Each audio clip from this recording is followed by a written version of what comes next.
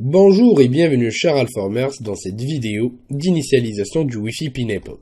Au niveau de cette vidéo, nous allons donc découvrir comment pouvoir initialiser notre Wi-Fi Pineapple au niveau de Windows. Donc la configuration au niveau de Windows est la même que sur Linux vu qu'on va passer par l'interface web, ainsi que la configuration à partir d'un smartphone Android. Donc ça quand même, ça reste un élément très intéressant qui va nous permettre donc de pouvoir manipuler directement notre ressource à travers notre smartphone Android. Donc sincèrement, pour moi, je préfère manipuler le périphérique soit directement à partir d'une tablette ou d'un smartphone Android. Donc ça me permet de pouvoir me faciliter la tâche au niveau des tâches de configuration, surtout lorsque je suis en pentest, donc en prestation. Et tout d'abord, et afin de pouvoir initialiser notre périphérique, le plus important est de pouvoir brancher votre câble au niveau du port ETH1 qui a été fourni, donc via le câble qui a été fourni avec notre périphérique. Bien sûr, vous pouvez utiliser n'importe quel autre câble et pas spécifiquement ce dernier. À savoir que les câbles fournis par les périphériques, donc j'ai pas trouvé vraiment que c'était très rigide et assez, intéressant. Donc le mieux, moi ce que je fais, c'est que toujours j'essaie de pouvoir disposer de câbles qui sont de haute qualité lors de l'utilisation des périphériques. Donc maintenant qu'il est connecté, vous pourrez visualiser grâce à un petit ipconfig ou ifconfig sous Linux l'adresse suivante, ou plutôt la carte réseau suivante qui a été rajoutée. Donc là vous avez votre adresse IP et ce qui nous intéresse le plus, l'adresse IP de notre passerelle qu'on doit copier. À rappeler que le câble à utiliser représente un câble USB-Y. Pour la partie nano, c'est-à-dire la Wi-Fi Pineapple Nano, il n'y a pas vraiment de problématique par rapport à la puissance électrique, comme on en a discuté au préalable. Mais par contre, pour la Tetra, le mieux serait de pouvoir la configurer directement en utilisant une source d'énergie stable, c'est-à-dire de pouvoir utiliser la prise électrique que vous avez. Donc c'est du 12 volts, donc c'est vraiment parfait. Et pour la partie transport, c'est-à-dire que lorsque vous allez pouvoir utiliser votre périphérique outre votre bureau, c'est-à-dire hors votre bureau ou hors un endroit bien spécifique, c'est-à-dire que là vous aurez besoin d'une source d'énergie mobile si vous préférez, avec des powerbanks. Donc on va pouvoir découvrir ensemble comment utiliser ou de quoi on a besoin exactement au niveau des powerbanks qu'on va pouvoir exploiter au niveau de notre Wi-Fi Pineapple, au niveau des tests d'intrusion qu'on va pouvoir effectuer, toujours dans un contexte de réseau sans fil. Donc si vous branchez juste votre Tetra au niveau de votre machine, sans pour autant brancher la prise électrique, en fait ça va pas marcher et il va continuer à redémarrer à l'infini. Donc le mieux serait d'avoir une source d'énergie fiable. Pour ce qui est encore une fois des besoins en termes de source d'énergie mobile, autrement dit de powerbank, donc pour la mobilité, on va en discuter en détail par la suite.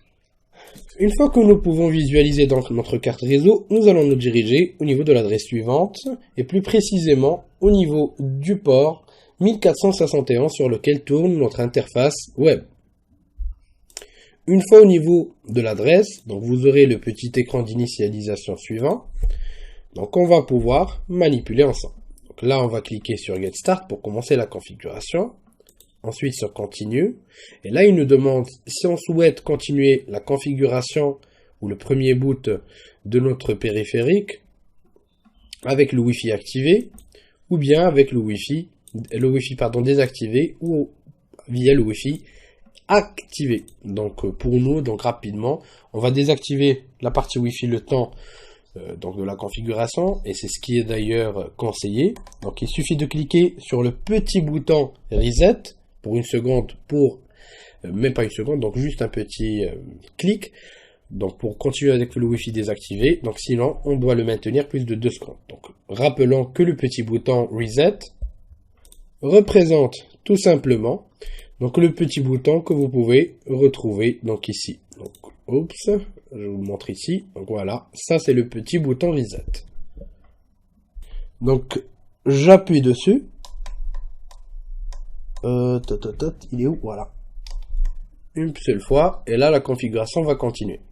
Donc là on nous demande tout simplement de spécifier un mot de passe. Donc pour la partie route, donc accès route pour l'interface web et les SSH. Donc là, je choisis un mot de passe simple, Maestro. Donc là, vous avez la zone donc horaire, donc la time zone. Donc là, on va le laisser directement sur de l'UTC, pardon. Et là, en fait, on doit spécifier tout simplement ce qu'on appelle le Management Access Point ou le point d'accès de management ou de gestion si vous préférez. C'est en fait tout simplement le point d'accès donc où vous pourrez ou via lequel, si vous préférez, vous pourrez configurer et accéder à l'interface de gestion de votre Wi-Fi Pineapple. Donc il est unique, il doit être sécurisé, et c'est ce qui va vous permettre tout simplement, encore une fois, de pouvoir configurer et gérer votre Wi-Fi Pineapple simplement via réseau sans fil, donc pas la peine de connectivité directe. Donc là, je vais le nommer par exemple Supervisor. Mot de passe WPA, donc une PSK, une Pre-Shared Key, donc vous choisissez la clé que vous préférez. Vous pouvez aussi choisir de cacher cette partie-là ou quasiment de désactiver le point d'accès de gestion si vous souhaitez carrément désactiver cette partie-là. Et vous avez aussi la possibilité de choisir un point d'accès ouvert sur lequel les victimes vont pouvoir se connecter. Donc là, je vais juste changer cette partie Pineapple pour la rendre TP-NCAP, donc un nom très connu, très commun. Donc là, je vais laisser directement et on va en discuter par la suite pour la partie suite d'outils ou plutôt module Pin App, donc qui fait partie des modules de base et natifs de notre Wi-Fi Pineapple et qu'on va pouvoir exploiter par la suite. Donc là, il sera ouvert aussi, donc pas de mesure de sécurité par l'obscurité, même si ça reste une mesure, disons vraiment très pathétique pour la sécurité si vous préférez. Donc là pour la partie Radio Country Code, donc là en fait on va choisir la France par exemple. Et un petit peu plus en bas, vous avez la partie filtre et firewall au niveau de votre Wi-Fi Pineapple. Donc il faut faire très attention à ça. Surtout pour la partie filtre d'adresse MAC et filtre SSID. Donc pour la partie filtrage d'adresse MAC, donc si vous le laissez dans Allow Mode, en fait, seules les adresses MAC qui sont listées peuvent se connecter au point d'accès ouvert, ainsi qu'aux autres points d'accès que vous allez pouvoir créer, donc aux faux points d'accès, ou rogue AP, autrement dit, que vous allez créer par la suite. Donc, le mieux, c'est de le laisser au niveau du Deny Mode, pour dire, voilà, les adresses MAC qui seront listées ne pourront pas rejoindre les réseaux que vous allez créer, notamment le réseau ouvert sur lequel vont se connecter les victimes. Donc là, je vais le mettre en mode Deny. Pour le filtre SSID, si vous les laissez en mode Allow Mode, donc tout simplement les clients peuvent seulement s'associer au SSID listé au niveau de la liste des filtres.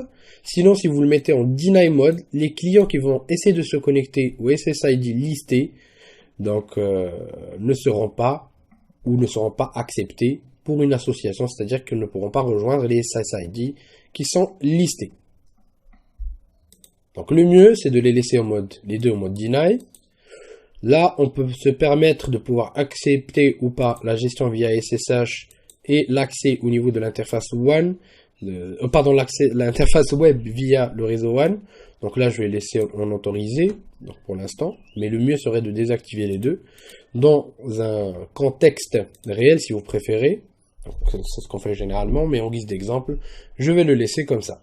Donc par la suite, là, on va les laisser s'initialiser. Rapidement, on saisit le mot de passe. Et voilà, vous avez réussi à initialiser votre Wi-Fi Pineapple. Maintenant qu'on a vu comment le faire à partir de notre machine Windows, nous allons pouvoir découvrir comment pouvoir l'exploiter via notre smartphone Android.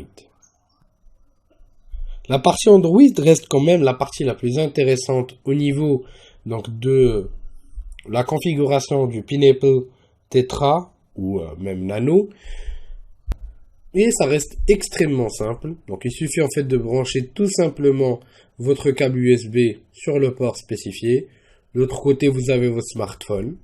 Ensuite, il suffit de suivre les étapes suivantes.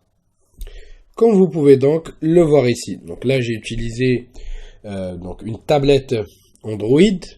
La première chose à faire est donc d'installer l'application Wi-Fi Pineapple Connector. Donc une fois installé, nous allons donc l'ouvrir. Donc là, en fait, vous allez voir un petit message qui vous demandera tout simplement si vous souhaitez donc activer l'USB Tetrin. Donc en d'autres termes, de pouvoir rendre votre périphérique comme un modem USB afin de pouvoir partager Internet avec votre Wi-Fi Pineapple. Donc là, je vais mettre No parce que je n'ai pas encore activé. Point d'accès mobile, modem USB, voilà, c'est activé. Je reviens et je clique sur Yes. Et là, automatiquement, il va ouvrir la page concernée. Et une fois la page ouverte, donc on va cliquer sur Get Start. Et là, en fait, on a les mêmes étapes que ce qu'on a vu tout à l'heure au niveau donc, de l'installation ou de l'initialisation via l'interface web. Donc c'est en fait la même chose. On spécifie le mot de passe route. Donc là, je mets toujours des petits mots de passe simples pour les cours, mais bien sûr, il faudra spécifier des mots de passe qui sont compliqués. Donc là, par exemple, pour les SSID, je mettrai supervisor comme tout à l'heure. Supervisor, donc pour éviter de reconfigurer encore une fois. Une petite phrase secrète pour la partie SSID de gestion. 1, 2, 3, plus. Voilà, on laisse afficher. Donc là, je mets du TNCAP rapidement. Donc TNCAP. Voilà. TNPCAP. Donc un petit underscore. Voilà, parfait. Il est ouvert aussi. Donc là, c'est en fait, comme on a dit, la partie où les victimes vont pouvoir se connecter. Donc là, tout est parfait. On accepte les règles. Complete setup. Et voilà, vous avez initialisé votre Wi-Fi Pineapple correctement. Donc maintenant, il vous reste à vous amuser et de pouvoir continuer la formation. Donc maintenant qu'on a vu comment pouvoir configurer notre Wi-Fi Pineapple, nous allons pouvoir découvrir par la suite, au niveau des prochaines vidéos, comment pouvoir le connecter à Internet pour pouvoir manipuler donc les différents modules, donc télécharger, installer de nouveaux modules pour exploiter la puissance de ce périphérique, ainsi que d'autres tâches qu'on va pouvoir effectuer ensemble. Je vous dis, chers Alformers, merci de votre confiance et à la prochaine vidéo sur Alform.